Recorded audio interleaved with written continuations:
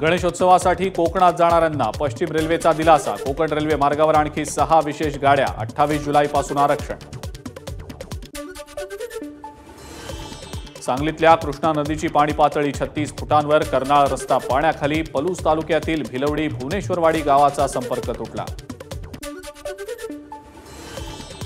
रायगडाला red alert जारी।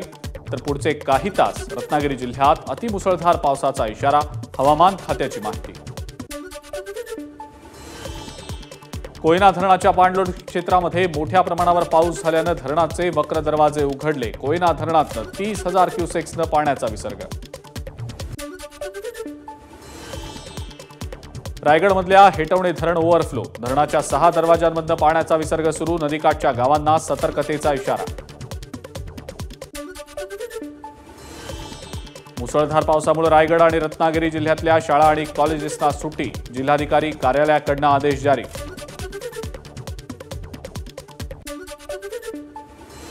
सांगलीमध्ये मुसळधार पावसामुळे मिरज, पलूस, वाळवा आणि शिराळा तालुक्यातल्या शाळा कॉलेजेसना सुट्टी। कृष्णा आणि वारणा नदीला आलेल्या पुरामुळे प्रशासनाचा निर्णय। कोल्हापुरात पंचगंगा नदीने धोक्याची पातळी गाठली। राधानगरी धरणाचे 5 दरवाजे उघडले तर जिल्ह्यातले 83 बंधारे पूर्णपणे पाण्याखाली। कोल्हापूर रत्नागिरी मार्ग देखील बंद। अलिबाग जवळच्या कुलाबा किल्ला परिसरात मालवाहू जहाज भरकटलं। JSW कंपनीचं जहाज अचानक बिघाड झाल्यानं बंद पडल्याची माहिती। नाशिक शहरातल्या शिंगाडा तलाव परिसरात झाड कोसळलं। 2 4-चाकी वाहनांचं नुकसान। नाशिकच्या इगतपुरी तालुक्यामध्ये सुरू असलेल्या मुसळधार पावसामुळे भावली धबधबा परिसरात दरड कोसळली। पर्यटकांची जास्त गर्दी नसल्यानं सुदैवानं कोणतीही दुर्घटना नाही। नाशिकमध्ये धरणाचं पाणी पाहण्यासाठी गर्दी। जीव धोक्यात घालून तरुणांचं फोटो सेशन। मुसळधार पावसानंतर नांदूर मधमेश्वर धरणातनं पाण्याचा विसर्ग सुरू। लातूरमध्ये संततधार पाऊस। पावसाचा पिकांवरही परिणाम। सततच्या पावसामुळे जनजीवनही विस्कळीत। लातूर जिल्ह्यातनं जाणाऱ्या मन्याड नदीवरचा पूल पाण्याखाली गेल्यानं वाहतूक बंद। जीव धोक्यात घालून नागरिकांचा प्रवास। नांदूर मधमेश्वर धरणातनं मराठवाड्यातल्या जायकवाडीच्या दिशेनं पाण्याचा पहिला विसर्ग। 10,132 क्युसेक्सनं विसर्ग सुरू। साताऱ्यातल्या आलेवाडी घाटामध्ये दरड कोसळली। कुडाळ मेढा रस्ता बंद। जोर गावाकडे जाणारा पूल वाहून गेल्यानं परिसरातल्या वाड्या वस्त्यांचा संपर्क तुटला। रायगडच्या महाडमध्ये पावसामुळे जनजीवन विस्कळीत। पूल वाहून गेल्यानं सह्याद्रीवाडी गावचा संपर्क तुटला।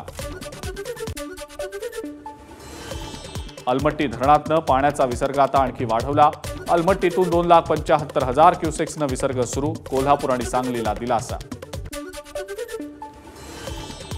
नांदेडची तहान भागवणाऱ्या विष्णुपुरी प्रकल्पाचा एक दरवाजा उघडला।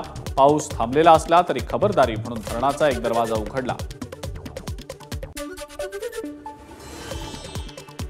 लातूरच्या तिरू नदीच्या पुलावरनं पाणी। चालकाचा अंदाज चुकल्यानं ट्रॅक्टर नदीत। सुदैवानं जीवितहानी टळली।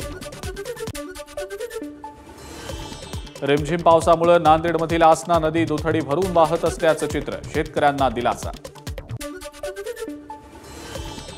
साताऱ्यातल्या बोपर्डी गावात पावसामुळे घराची भिंत कोसळली। सुदैवानं जीवितहानी नाही। अहमदनगरमध्ये सुरू असलेलं खासदार निलेश लंकेंचं उपोषण 4थ्या दिवशी सुटलं। बाळासाहेब थोरातांच्या मध्यस्थीला यश। पोलीस विभागातील भ्रष्टाचाराची 15 दिवसात चौकशी होणार। एसटी पास थेट तुमच्या शाळेत या योजनेला उदंड प्रतिसाद। केवळ 12 दिवसात 4,03,294 विद्यार्थ्यांनी घेतले पास। या योजनेमुळे विद्यार्थ्यांना एसटीचे पास थेट शाळेत वितरित। भर पावसात अकोल्यातल्या रिधोरा गावाजवळ शिवशाही बसला भीषण आग। बसमधले सगळेच प्रवासी वेळीच खाली उतरल्यानं मोठा अनर्थ टळला। कांदा उत्पादक शेतकऱ्यांसाठी सरकारचा मोठा निर्णय। नाशिक, छत्रपती संभाजीनगर आणि सोलापूरमध्ये कांदा महाबँक उभारणार। छत्रपती संभाजीनगरच्या वैजापूरमध्ये चड्डी गँगची दहशत। चोरीच्या उद्देशाने आलेली ही गँग नागरिकांच्या सतर्कतेमुळे गेली पळून, तर गँग सीसीटीव्हीमध्ये चित्रित। गडचिरोली पोलिसांच्या C60 कमांडोजचं पाण्याच्या प्रवाहातनं नक्षलविरोधी अभियान सुरू, व्हिडिओ समोर. नीट प्रकरणी अटकेत असलेल्या लातूरमधल्या 3 आरोपींच्या न्यायालयीन कोठडीत 14 दिवसांची वाढ. आपलं म्हणणं मांडण्यासाठी सीबीआयनं मंगळवारपर्यंतचा वेळ मागितला.